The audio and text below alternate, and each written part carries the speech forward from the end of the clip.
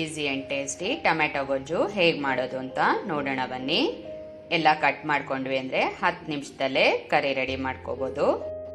Tomato 1/2 kg ಅಷ್ಟು ತೊಗೊಂಡಿದ್ದೀನಿ. ಈರುಳ್ಳಿ ದೊಡ್ಡದು 4 ಹೀಗೆ ಕಟ್ ಮಾಡಿ ಇಟ್ಕೊಂಡಿದ್ದೀನಿ.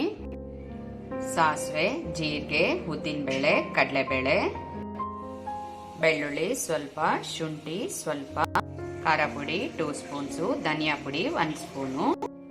ಈಗ ಸ್ಟವ್ ಮೇಲೆ ಒಂದು ಪ್ಯಾನ್ ಇಟ್ಟು ಆಯಿಲ್ ಹಾಕಿದ್ದೀನಿ. ಈಗ ಎಣ್ಣೆ ಕಾದಿದೆ, ಒಗ್ಗರಣೆ ಐಟಮ್ಸ್ ಎಲ್ಲ ಹಾಕೊಳ್ಳೋಣ.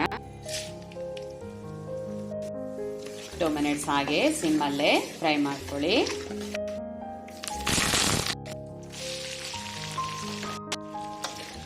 ಈಗ ಈರುಳ್ಳಿನೂ ಹಾಕಿ ಚೆನ್ನಾಗಿ ಕೆಂಪಾಗೋವರೆಗೂ ಫ್ರೈ ಮಾಡ್ಕೊಳ್ಳಿ. ಶುಂಠಿ ಬೆಳ್ಳುಳ್ಳಿ ಜಜ್ಜಿಟ್ಕೊಂಡಿರೋದು ಸೇರಿಸ್ಕೊಳ್ಳೋಣ. 1 ನಿಮಿಷ ಹಾಗೆ ಫ್ರೈ ಮಾಡ್ಕೊಳ್ಳಿ. ಈಗ ಇದು ಫ್ರೈ ಆಗಿದೆ, ಟೊಮೆಟೊ ಹಾಕೊಳ್ಳೋಣ.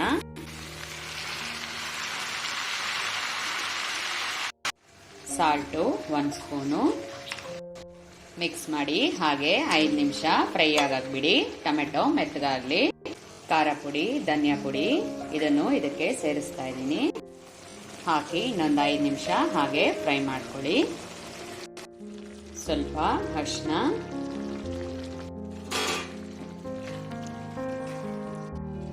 ಈಗ ಟೊಮೆಟೊ ಎಲ್ಲ ಮೆತ್ತಗಾಗಿದೆ, ಗೊಜ್ಜು ರೆಡಿಯಾಗಿದೆ. ಸ್ಟವ್ ಆಫ್ ಮಾಡ್ಕೊಳ್ಳೋಣ. ಈಸಿ ಆ್ಯಂಡ್ ಟೇಸ್ಟಿ ಟೊಮೆಟೊ ಗೊಜ್ಜು ರೆಡಿಯಾಗಿದೆ. ಇದನ್ನು ನೀವು ಅನ್ನ ಜೊತೆ, ದೋಸೆ, ಚಪಾತಿ ಜೊತೆ ಟೇಸ್ಟ್ ಮಾಡ್ಬೋದು. ನೀವು ಮನೇಲಿ ಮಾಡಿ ಹೇಗಿದೆ ಅಂತ ಕಾಮೆಂಟ್ ಮಾಡಿ.